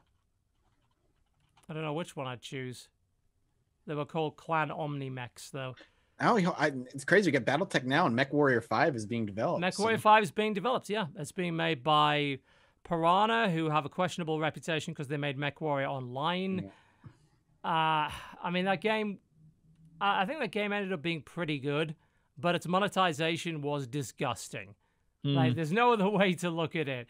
They knew they were the only game in town for MechWarrior, and they were pretty good on the simulation aspect of it. So they're like, we're going to milk these fucking neckbeards for everything we've got. Aw. But if it's a single player game this time around, they can't really do that. So, you know, we'll see. I think they'll probably do a pretty good job of it. The footage that's out so far looks good. Yeah, so we'll see. Fingers crossed. Fingers crossed. What did you want to say about Jesse needing to leave? He has to leave in 35 minutes, so I think we're going to crack straight through to a little bit of news and then releases and then out. Sounds good. Great. I'll save my other game for next week. Fair enough. That's probably for the best. Let's see if I actually get any games played this week that aren't Battletech. I'm sure there will be. Frostpunk is still on my list. I haven't. Great game. That's all I'll say. Yeah, I've been hearing nothing but good. It's very, very fun. Yeah. I do have a question, and this is to the devs, and I need to know the answer to this. Of Frostpunk? Yes, because it's driving me crazy. Why is it in the options for this game, you have the ability to decide between either keeping corpses in frozen stasis to then use their body parts or burying corpses? Why is there no third option where you use bodies to heat the furnace? Right? Throw the bodies in the furnace and just use it as fuel. That would, if I lived in a post-apocalypse where I had one furnace and it kept all of us alive, we would burn bodies of dead people in like, that would be our religion. Where we're like, they provide us with heat. I was gonna say. That would be the thing. I don't understand why that's not an option. It's the most obvious effing thing ever. Well, the heat they consumed is now the heat they provide. Thank you for your service. Goodbye. I assume they're not very efficient at that though. Like a human body but like it's part of the There's whole. a lot of liquid in them. You add them to the furnace because they were heated by the furnace and all the hard work you put into making it run, and then you throw them in. It's clearly not going to power the furnace, but it's part of the religion. I don't understand because bodies take up space in the ground, no matter which way you go. And I'm like, why? Why keep those bodies? It's the apocalypse. Burn those things, release them. Oh man, come on! I'd be a great leader of a town in the apocalypse. I'm sure there are 1,000 reasons why it's a bad idea, but yeah, but the world's ended, my dude. The world's over. Well, it. That means you need people with good ideas to stay alive. Not just say fuck it, let's do what we want now. Can I tell you the first thing I did was I built an arena. I built a battle arena. Yep, okay. I built a battle arena, a bar, and then I tried to build a brothel, but I didn't have the money to build a brothel. But I'm gonna build a brothel. Yeah, I don't need to ask my question anymore. Okay. I love it. Yeah, I had a great town. It was great. A lot of people froze to death because they had no housing, but those were the weak ones. But they got to have a lot of drunken sex prior, so yeah, it was great. I had a great time. All right, little bit of news, shall we? Let's dip into that. Yeah, hit it. See what we got. So there is a little bit of a problem for the Nintendo Switch. It turns out there's an unpatchable exploit on existing devices, which unpatchable. Yeah, it's. The exploit is hardware level. Apparently, it cannot can't be fixed. Well, I'm not much of a tech expert, so I will read this explanation. This is a full boot ROM level arbitrary code execution exploit. This gives the exploiter full access to everything. The ability to write to the boot ROM is protected by a fuse, essentially meaning it's also impossible to modify once it's written into initially. That means it's impossible for Nintendo to patch the existing hardware with an update. It is only possible to fix new devices. As to what this is going to lead to, I mean, initially people are thinking homebrew. Whether it will lead to a piracy vector, that's a different matter entirely. No. Both. I've never been so happy. This is like when they found out that they could like hack into old PlayStations and PlayStation 2, but then Sony was like, no. And so you've had one of those old ones, you were like a god amongst men. I've never been more happy to have bought a Switch, and now I hope we can port other games, like PC games, onto my Switch. Oh my god! I doubt that. Battletech on Switch. No, that's not going to happen. Oh my god! It's a yes. different set of code instructions. You can't do that so easily. But it looks like homebrew. Jailbreak my Switch. It's definitely making homebrew a thing. So sweet. What that will allow? Don't know. Emulation. is a real possibility, I guess, off the back of that, that would be pretty sick. We're not saying do it, but if you do it, email me. But don't like use your real email. Use one of those like backdoor things you see on TV where they like go through towers and shit. Then connect to me. I don't think it quite works that way, but yeah, we'll see. Apparently, someone's already got it running Linux with Dolphin and all sorts of shit like that. Damn. Like, yeah, I mean that could become the ultimate emulation machine. If they're lucky and it's excited. Like, hey, you can run emulators but not pirated games, that's probably a good thing for Nintendo, honestly, although it'll kill a virtual console dead, assuming they ever put it on there. Well, so that's the thing. Yep, there was an exploit there. Launch of paid mods for StarCraft 2 has, we'll just, we can call them paid mods if you wish, is finally here. They've been promising this for 9 years. 9 years was the initial plan for the arcade, saying, hey, you can make premium arcade games using our assets, using all of this cool shit, and you can sell them. Well, it did happen, finally, with a launch of 2 games. One being Direct Strike, which is an upgraded version of Desert Strike, one of the most popular games on there. Yep. And they've got an interesting little business model whereby the existing stuff you could do with Desert Strike is all still there for free. If you want to play all the new stuff, as long as the lobby is hosted by someone that owns the bought game, then everyone else gets to play it. Which seems pretty damn fucking fair to me. Yeah. Yeah. So they're not taking anything away. They're giving you more stuff. The other game is a full single-player tactics RPG called Arcstar, which is supposed to be about a 4 to 6 hour tactics game set in the StarCraft 2 universe. So one assumes it's canon, and you're allowed to level up your party, collect weapons and armor, and do all the things you do in a tactics game, only in StarCraft 2. And that's a straight-up $5 purchase. Sounds neat. Yeah. I can't wait to see what else they bring out, because that's nice. That's neat. I mean, it's obviously been curated. It's been done with the help of Blizzard. The guys who made them are presumably getting paid a decent percentage. I mean, this is the way that this is done right, surely. It's a shame that it's... I mean, half of me says, shame it came along so late. The other half of me says, we do have free-to-play now. So we have a much larger audience available to potentially consume this content. So, I don't know. I mean, I haven't tried Arcstar yet. I know the guy, and I think you do as well. I'm pretty sure the guy that worked on Arcstar also had something to do with your YouTube Red series. Oh my god, okay, yeah. It might be the same dude. Oh, that's awesome. I didn't know that. That's a very talented team we had who worked on our games. So that's like pretty cool. He worked on the Axiom mod as well, so yeah, he's a very experienced dude. He's won a couple of the Rock the Cabinet contests that they do.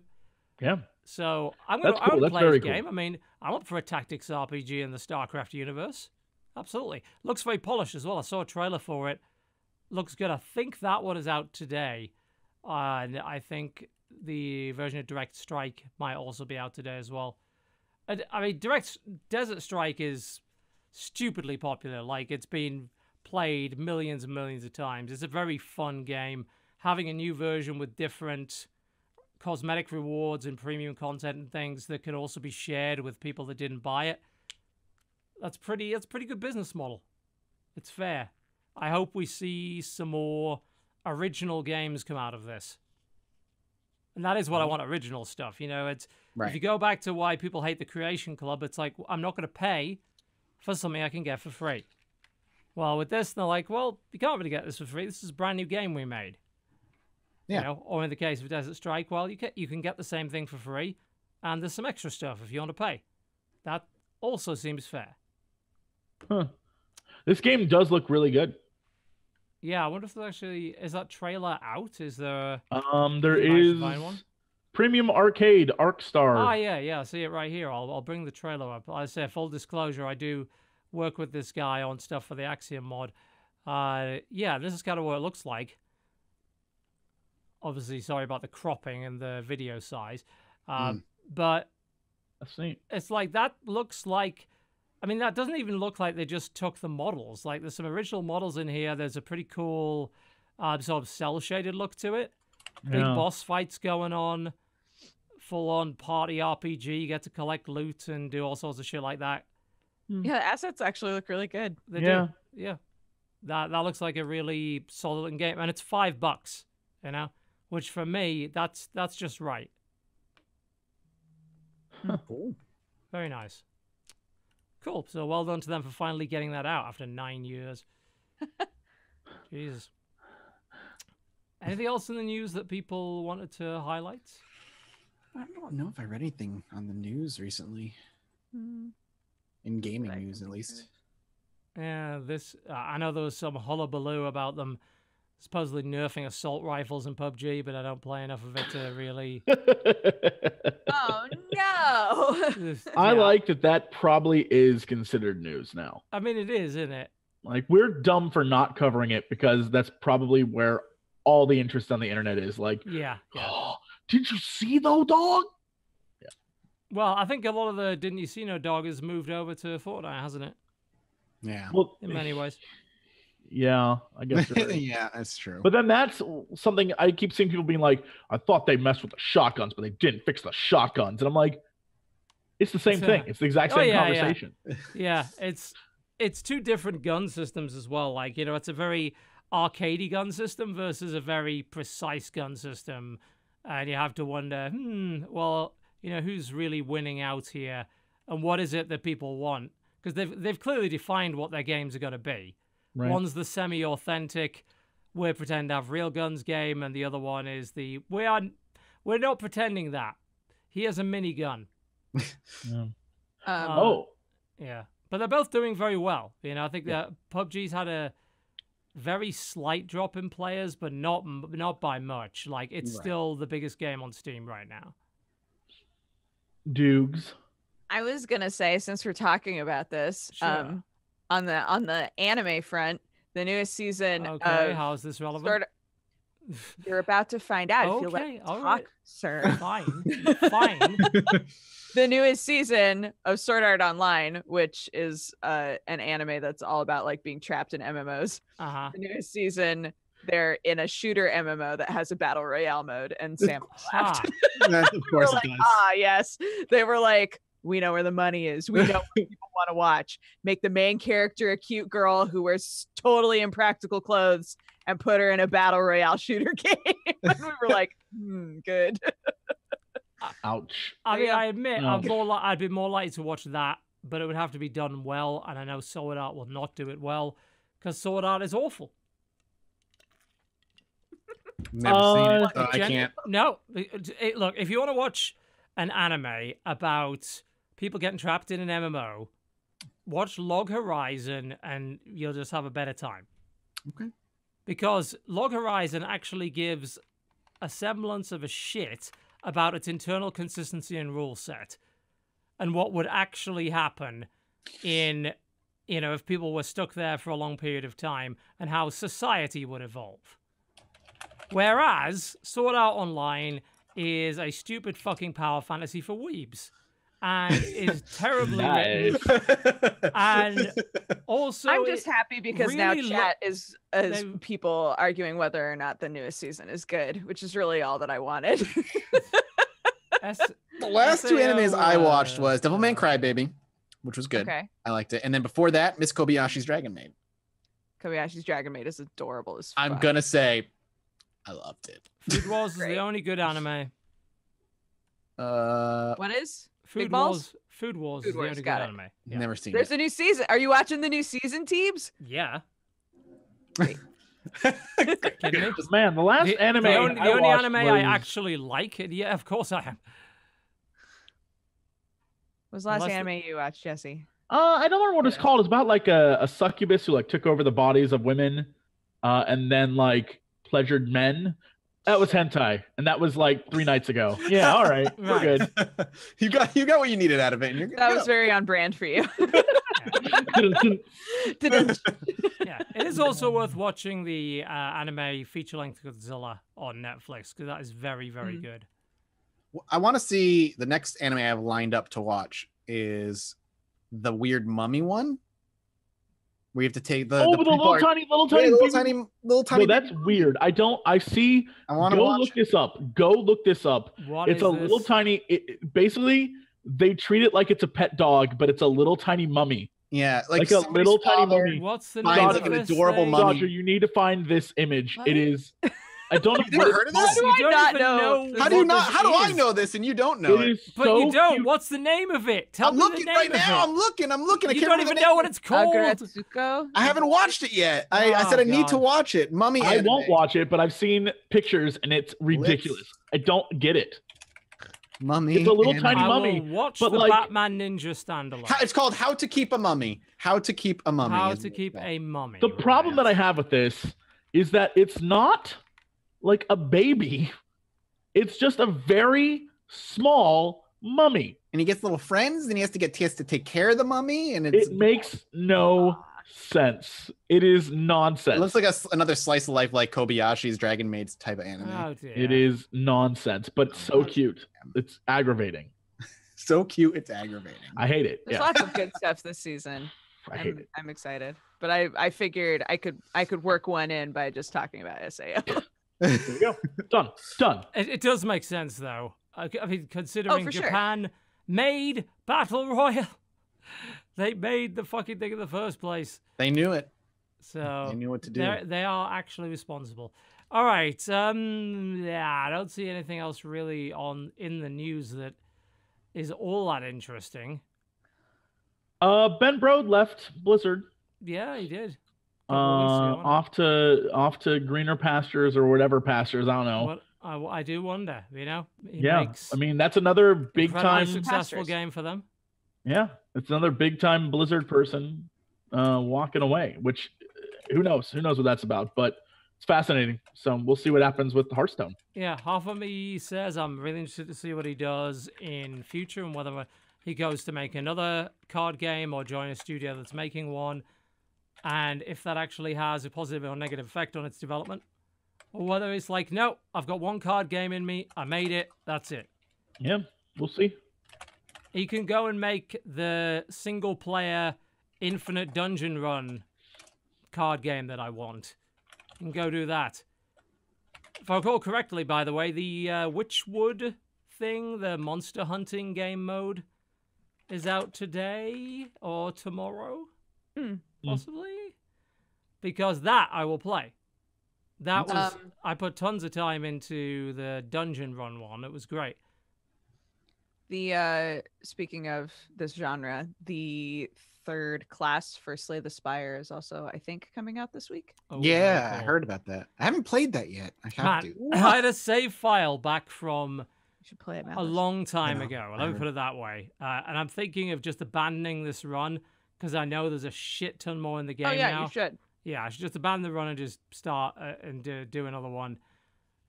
Yeah, apparently it's the 26th for that mode. Cool. Well, that gives me a couple more days to just play so much Slay the Spire that I don't care anymore. Slay the Spire is pretty fucking good. What can I say? Oh yeah, and the It's fun. beta for Battle for Azeroth starts this Thursday. If for some reason you care about Good that. luck. I I hope will everyone enjoys play it. it when it launches, and that's it. Yeah. Yep, I'll not care again. I'll go play it. You don't have to explain it. Nah. All right then. In that case, what have we got in terms of releases? Am I the only one who who looked at releases? I looked at the list. I didn't admit- think about the fact that we wouldn't have a break. Yeah, I'll check it out at the break. we and then I was didn't like, have oh, a lot no. of time today, so Yeah. we'll get what we can in there. Totally understandable. Yeah, Frostpunk apparently came out today, Great Yes. game, play it. which Super fun. Battletech also apparently came out today. Great game, play it. Jesus, we're Great. returning to. I can't. I'm not even set up for this yet. Bastards. Look, Right. Okay. Yes. Releases. Okay. Image works. Good. Battletech. Yes. Cool. Mm. That is out today. Frostpunk is date restricted and is out today. And is Yay. doing very, very, very, very well so far by the looks of it. And that is great. Wow. 2 Excellent hardcore PC titles out on the same day. We are spoiled for choice. Very cool. I don't see anything else. I'm on a quick look today, at it. Swords of Ditto Swords comes of Ditto, out. man, yeah. Oh, That's I've a lot of never fun. played.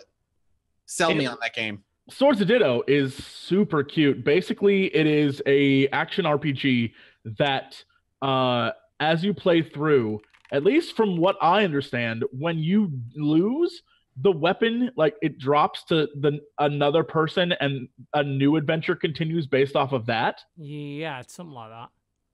And so, if you're in combat and you die, then whatever it is that your sword dropped, and then a new hero comes and picks it up, and they have a new adventure with it. Huh.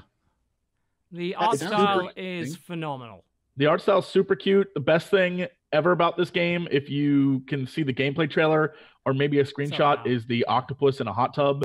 That is my spirit animal. It's definitely on the Steam page, and it's just an octopus in a hot tub, and I'm like, I feel this dude. On so many levels. I love it's a bit simple and it might be better in co-op, but it looks pretty damn great, and I would love to try it and intend to at some point when I get Devolver published it. All right. Yep. That's usually a good sign. It usually is. It's pretty rare that they publish something that sucks. So yeah, that's available today for PS4 and PC. Sweet. Outside of that, I'm just quickly What checking. is Grandpa and why do I Oh want yeah, is South Park is out. Your grandpa. Oh God, I'm gonna play it, aren't I? South Park is out today on Switch, apparently. Cool. Oh, cool. That's kind of a big deal. Yeah, should probably not ignore that. Grandpa's a survival horror game. South Park on PC on a Nintendo machine. Who could have thought? What a way to sell this one. This is coming out in early access, I guess. Grandpa. Early access game. Grandpa's a survival horror game. You woke up in a house you never knew. Strange things happen in the house. You have to find a way to survive and get out of the house. What day is this? Tomorrow. That sounds like shit. Let's just ignore it entirely. Called Grandpa. What we could talk about, which is a nice pickup from Jesse, is Pizza Titan Ultra, which looks fucking amazing. Awesome. It looks so silly. Your pizza delivering in giant mechs? In a giant mech. What? Uh-huh. Wait, pizza. What is it? Pizza Titan Ultra is the name of the game.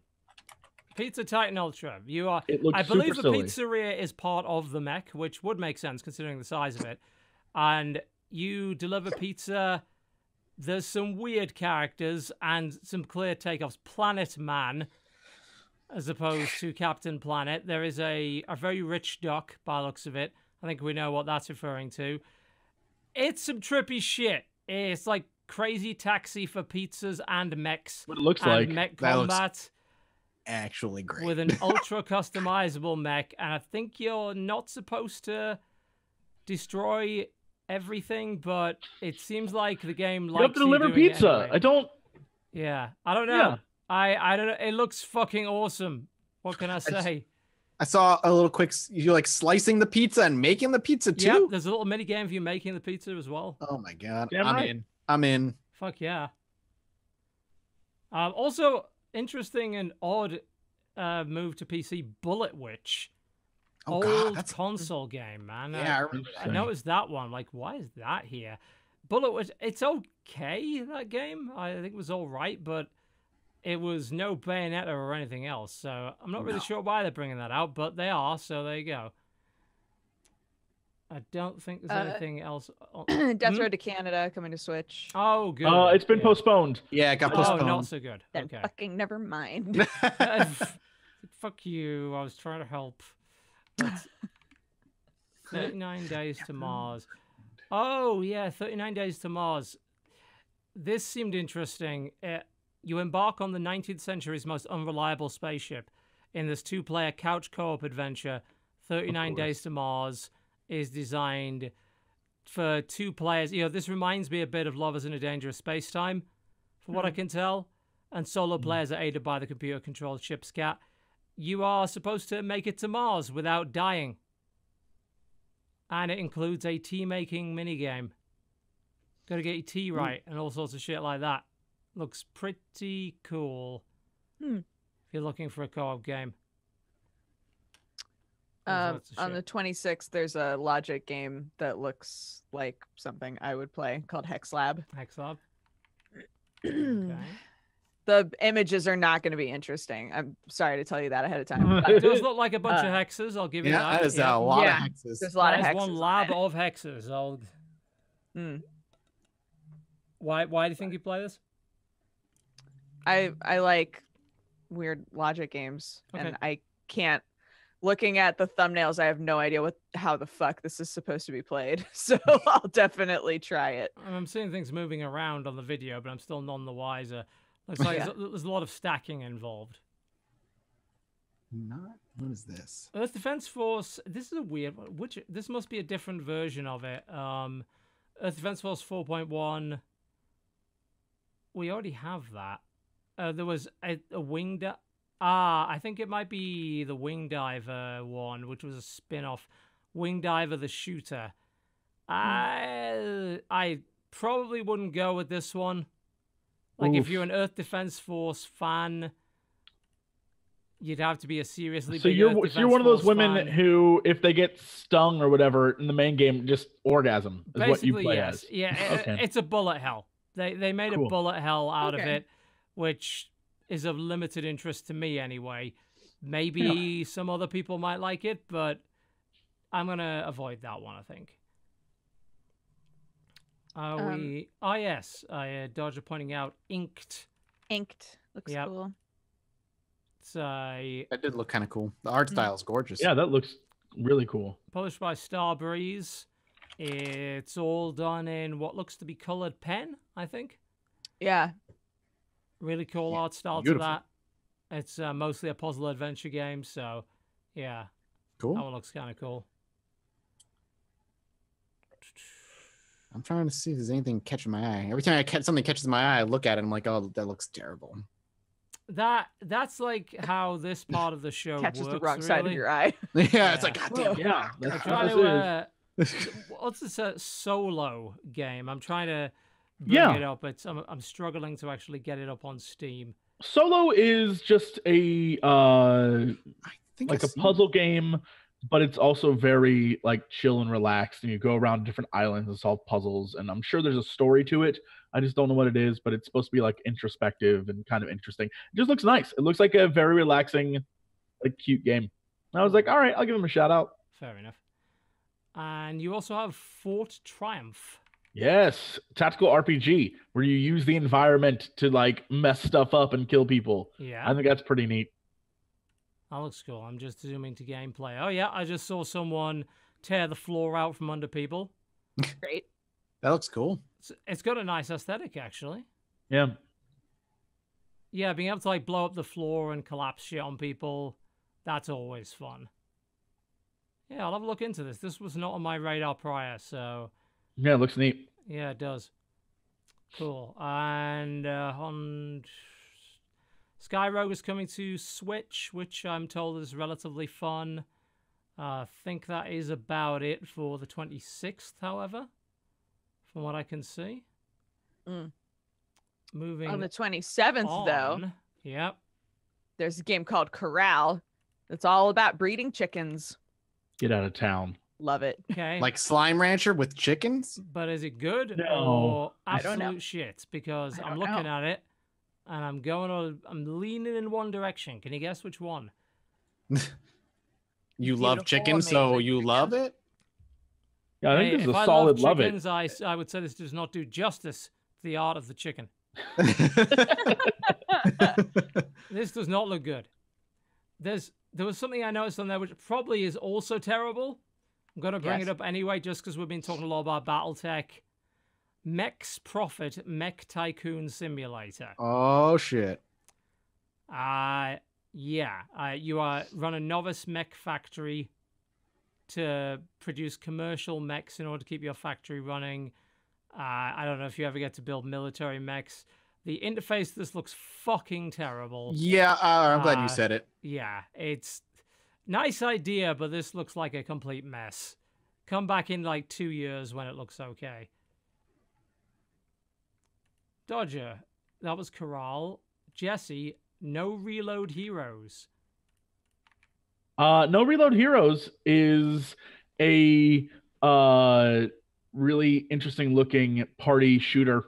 It's co-op, it's online, it's very colorful, and I was like, all right, Yeah, it looks nice. Yeah, it actually does. Yeah, it looks like a polished game. That's where I'm at right now. If a game looks polished, I'm giving them a shout out. Well, yeah, because there's audiences for this kind of thing. And yeah. Some of these things do not end up being easily discovered. Just put it that way. Game looks really cute. Yeah, it's nice and colorful, runs well by the looks of it. Big deal for the Switch. Jotun, you want to throw your Switch across the room, then Jotun might be a way to go. So that's a pretty good get for the Switch's library. There's another game coming out on Friday. Is it what by game? any chance something you should very much disclose as being heavily financially involved in? Monster Prom, a game that I definitely produced. It comes out Friday, and I'm really excited. So yeah, it's 100% a Jesse Cox production. Get ready. I have code. I need to see someone to play it with to check it out. Yeah. I don't think I can ethically play that. I feel bad. We played with Cry, and I guess Cry just tweeted something about how he lost all of his footage. I know. He told me that too. I was like, I'll reach out to Cry. Maybe he wants to record it. Yeah, maybe Cry wants to play now. Monster Prom is the name of the game. Monster Prom. It is a competitive dating sim, styled after one of my favorite games, The Yogg. And it is about getting sweet dates to prom. But Monster Prom, and all the characters are terrible people. And we're not just talking about some visual novel shit here. It's not a visual novel. It's not at all. There's it's an actual online. It's a party game, like multiplayer. The Yogg was great. So the fact that you compared it to the Yogg. That was the inspiration for the mechanic of going to class and doing options and creating a story. And there are many stories. If you watch the Let's Play I did with Dodger and Cry and Octo this week, you'll see that if you follow the paths of the stories, much like in the Yogg, it will pay off in the end. Things will happen. Cool. Or you can just be Octo and fail miserably. Oh, poor Octo. No spoils. No spoils. I'm fucking spoiling my own shit. But then when the game's over, you'll see the fact that there's many paths you can go down. And so, yeah, definitely check it out. Playability and multiplayer, so. Yep. That is $11.99. You can pick it up on Friday. Cool. Yep.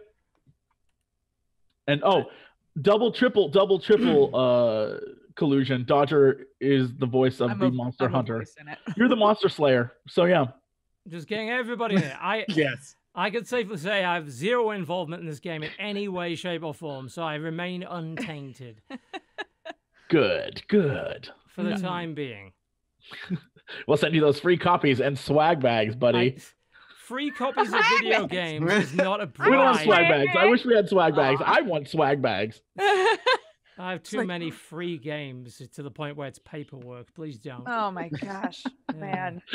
So many options. Yep. I'm drowning in video games. So many things to play this week. So glad I'm not you. That may not be it might not be this at all. There's a game called Basingstoke, and I want to know what it is, because I've been to Basingstoke, and it's a very boring town, and I'm interested to see. It's a place? Yep, in England. It's called Basingstoke. Oh, it's by Puppy Games. They made some cool shit. It's a tense roguelike that mixes stealth and action arcade in the smoldering ruins of Basingstoke, with alien monsters and reanimated undead. Scavenge as you go, equipping equipment to help you in your mission. Escape Basingstoke. I might actually look at that, I have to admit. And they have Puppy Games style. Puppy Games have these aliens that they use in all of their games that are fucking adorable. And they put them in 3D in this version as well, so this looks kind of neat, I have to admit. That's out on the 28th, Basingstoke. And knowing Puppy Games, it'll be very cheap as well, so might be worth a look. Chili sauce is a purchasable item. Sweet. Sold. Of course it is. There you go. I think that will be about it. We've probably missed a bunch of really important shit. I'm looking through stuff, and I don't. There has to be some things, obviously. I just don't know what they would be. I just think we got a bunch of really cool PC games this week, and all the console guys are still cowering in fear from God of War. So, yeah, that's probably got a lot to do with it.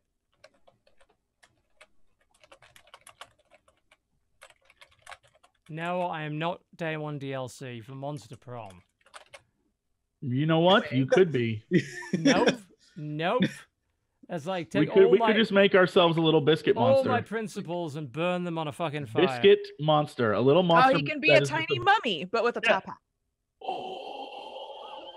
Okay, you might be able to get away with that without infringing trademark. Do it. Yeah. All right. Well, it's hard out for Jesse, so it's time for you to leave. You're getting on a plane. We will see you next everybody. week. Yes, goodbye. Goodbye. Dodger, what you got coming up with the channel this week? What's going on? God of War, Monster Prom, I said Dodger, but it's okay. Go. What now? No, I was saying Dodger because I said you're leaving, so I'm like bye. But you can say it anyway. Fine. No, okay. it's all right. Jesse worked very hard and has lots of videos coming out on his YouTube channel for you to enjoy. Jesse works very hard. In all caps at the bottom. Dodger, what's coming up? Normal streams. I could pop out a child at any moment, so Yeah, that is a consideration. If suddenly there's nothing, maybe that's why. Yeah. Yeah, maybe keep an eye on social media. It's follow me on all the social medias at DexBonus. It'll be obvious if that's what's going on. But you will not be on the show next week, I believe. No, I don't think so. Or for the next few shows, Jenna will be replacing you temporarily. And we will have DJ Wheat along next week as well. Man, that's fine. It's a wheat week. Yeah, it'll be a wee week. That'll be a great week because we can just send him away talking for 3 hours, righting all the wrongs of the industry, and we'll just sit there listening. It'll be great. I mean, that's basically all of his TwitchCon panels anyway, so should be easy enough. Mathas, what's going up on your channel? What's going on? I'm streaming every day pretty much with God of War right now. I've got a bunch of Battletech and Frostpunk up on the gameplay channel, and then I'm at the very last game for I did a marathon review series with all the Legacy of Kain games on my Judge Mathas channel, and Defiance is coming up. It'll be the end of that whole series, and I'm just excited to be done and having played through all of them. So that'll be coming up soon. And then Chilluminati podcast every other week. This Saturday, we'll have another one up. Indeed.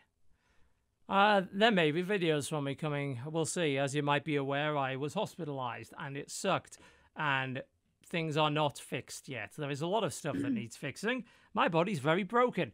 But we'll see what we can do.